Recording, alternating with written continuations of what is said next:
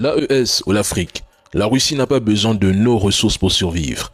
Elle a des ressources naturelles estimées à 75 000 milliards de dollars.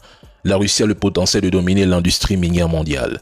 La Russie possède des matières premières que l'Occident convoite pour leur valeur économique, mais aussi pour leur rôle critique dans les industries modernes et la sécurité énergétique.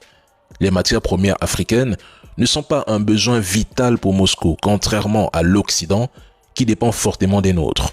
La Russie est une superpuissance énergétique et minière, c'est un fait. Ses terres sibériennes et arctiques regorgent de ressources encore inexploitées et son complexe militaro-industriel est largement autosuffisant. En gros, la Russie peut se débrouiller sans l'Afrique pour ses besoins fondamentaux. Et c'est ce qu'elle fait depuis des décennies, bien avant et bien après les pseudo-indépendances africaines. Elle ne nous a jamais pillés ni volés, et ce n'est certainement pas aujourd'hui en 2025 qu'elle commencerait. L'Occident, en revanche, est dans une position précaire.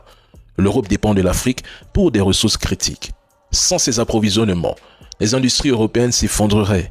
Dans le cas de l'AES, les États-Unis, bien que moins dépendants, convoitent ces ressources pour contrer la Chine qui a verrouillé une bonne partie des chaînes d'approvisionnement africaines.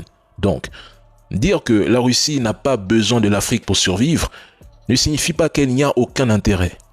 Sa présence en Afrique est purement géopolitique. Elle veut affaiblir l'influence occidentale tout en sécurisant des leviers stratégiques.